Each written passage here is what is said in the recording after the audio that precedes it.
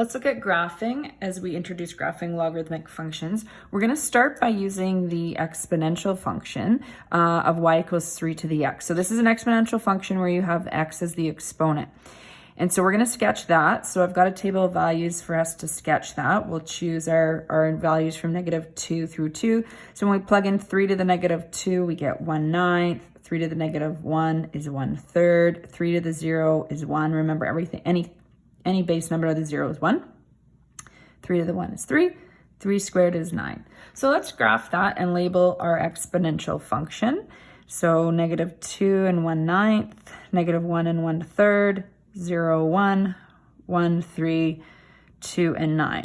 And the other thing you need to remember about an exponential function is it approaches the x-axis, which means there would be a horizontal asymptote of y equals 0 there as well. So we're going to label this as y equals 3 to the x. Now let's graph the inverse. So for the inverse, we're going to switch x and y. So in my table of values, I'm going to put my x's where the y's are now, and I'm going to put the other column of y's where the x is now.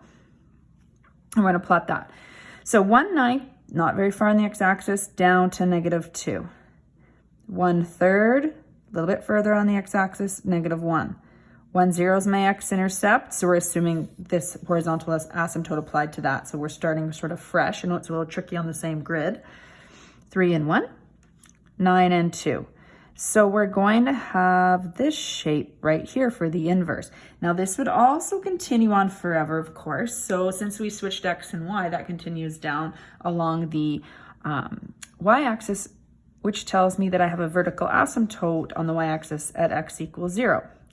So what's happened now is that we have actually graphed a logarithmic function because the inverse of an exponential function is the log function. So this is what a log function would look like.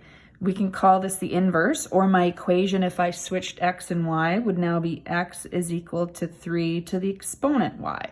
So that's what we're going to call that graph. So these are reflections also in the y equals x axis. So remember that if you have an inverse, that is a reflection. So I'm just going to draw a pencil here.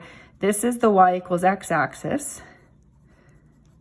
I'm just putting it as a dashed line. It's not an asymptote. I realize that might look like an asymptote, but I'm just showing that it reflects this. I'll just write reflects there. So if you take a look here, 3, 1 became 1, 3. So if I was to fold the paper along this reflection, these shapes would line up and match up. So that's what's happening for an inverse. So logarithmic functions are going to have vertical asymptotes, and they're going to have this general shape.